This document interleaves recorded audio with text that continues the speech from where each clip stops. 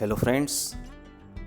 Today we are going to learn the first poem, Song of the Open Road, written by Walt Whitman. Maharashtra State Board, 12th Standard, Subject English.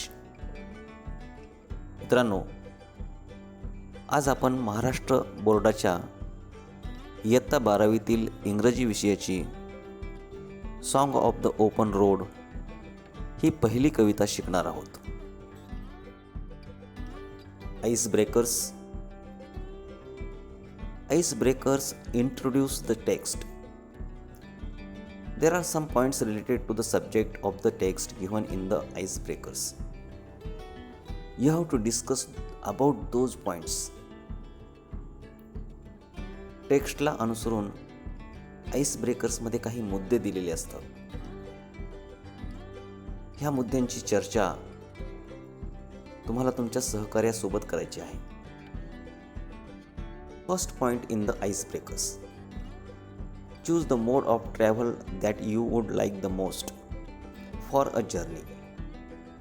प्रवास करण्याकरता तुम्हाला सर्वात जास्त आवडणारा प्रवासाचा प्रकार निवडा. A. Airways, B. waterways, C. railways, D. roadways. Give reason for your preference. प्रवास करण्यासाठी यापैकी एक प्रकार निवडून हा प्रकार निवडण्याची कारणे तुम्हाला सांगायची आहेत. मग या संदर्भामध्ये प्रत्येकाचं उत्तर वेगळं असेल. Suppose you like railways for a journey. प्रवास करण्यासाठी तुम्हाला रेल्वेज हा प्रकार आवडतो. Give reasons for your preference. मग यासाठी तुम्हाला कारणे सांगायची की हा प्रकार तुम्ही का निवडला. It's a safe mode of travel. Railways हा जो काही प्रकार आहे तो अतिशय सुरक्षित अशा प्रकारचा प्रवासाचा प्रकार आहे. It's a quick and cheap way to travel long distances. अगदी जलद गतीने आणि स्वस्तामध्ये तुम्ही दूर अंतरात प्रवास करू शकता. 10. Convenient for overnight journey. अगदी रात्रीचा प्रवास सुद्धा सोयीस्कररित्या तुम्हाला रेल्वेनं करता येतो. Now the second point.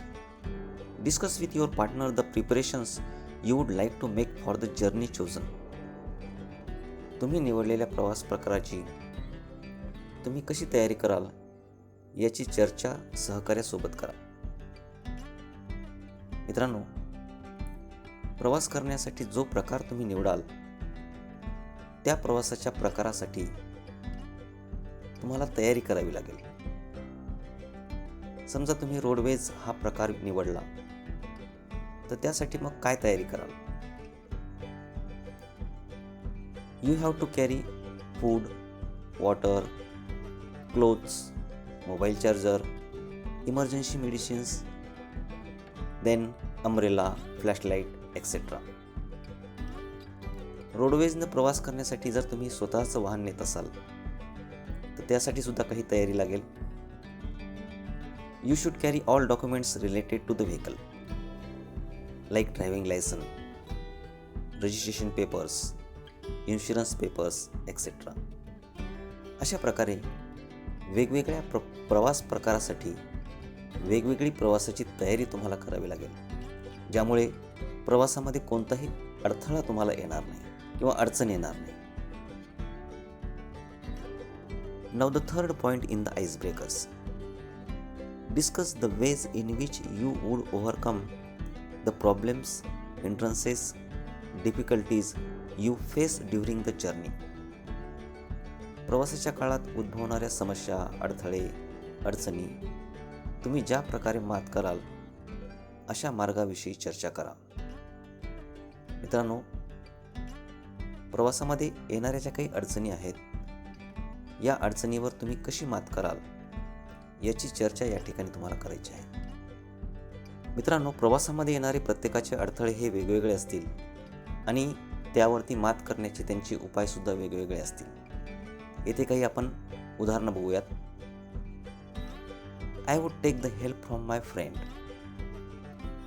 अडचणीवर मात करण्यासाठी कदाचित तुम्ही तुमच्या मित्राची मदत घ्याल. I would go to the nearest place to solve the problem. प्रवासामध्ये निर्माण झालेला जो काही अडथळा आहे त्यावरती मात करण्यासाठी मग आपण जवळपासच्या ठिकाणी जाऊन तो प्रॉब्लेम सॉल्व्ह करण्याचा प्रयत्न करतील. I would inform my family about the problem. मग जी काही अडचण आपली निर्माण झालेली असेल त्याची माहिती मग आपण आपल्या कुटुंबियांना सुद्धा देतो. अशा पद्धतीनं प्रवासामध्ये येणारे जे काही अडथळे आहेत यावरती आपण मात करू शकतो. Now the next point. During every journey you have to observe certain rules. Discuss your ideas of the journey without any restrictions. प्रत्येक प्रवासाच्या वेळी आपल्याला काही विशिष्ट नियम पाळावे लागतात. कोणत्याही निर्बंधाशिवाय प्रवास याविषयी तुमच्या मनातली कल्पना स्पष्ट करा. We will respect the law and follow all the rules on the road. निश्चितच प्रत्येकजण रोडवरती जे काही नियम आहेत त्यांचं पालन करतील. We will not drive over speed. जे काही रस्त्यावरचे नियम आहेत ते सर्व नियम आपण पाळतील. मित्रांनो, निर्बंधाशिवाय प्रवास कसा असेल याविषयी प्रत्येकाच्या मनातील कल्पना वेगळी असेल. Now the difficult words. Afoot. Afoot means on the way, निघालेला, तयार असलेला. Henceforth. Henceforth means hereafter, यापुढे. विम्पर. विम्पर मीन्स वीक और सॅड क्राईज, कुरुबुरत तक्रार करणे. Postpone. Postpone means to stop for few days, पुढे ढकलणे. क्वॅरुलस. क्वॅरुलस मीन्स कंप्लेनिंग, तक्रारखोर. सफिशियंट. सफिशियंट मीन्स इनफ, पुरेसे. कंटेंट. कंटेंट मीन्स समाधानी. Constellations. Constellations means fate, destiny, दैव, नशीब किंवा इथे प्रभावशाली लोक. सफाईस. सफाईस मीन्स ॲडेक्वेट, पुरे होणे, गरज भागवणे. So friends, in the first part of the video we have studied icebreakers and glossary. In the second part of the video you will learn line to line explanation of the poem. मित्रांनो, व्हिडिओच्या पहिल्या भागामध्ये आपण ice breakers आणि glossary हे दोन भाग बघितलेत. व्हिडिओच्या दुसऱ्या भागामध्ये आपण song of the open road या कवितेचं लाईन टू लाईन एक्सप्लेनेशन पाहणार आहोत.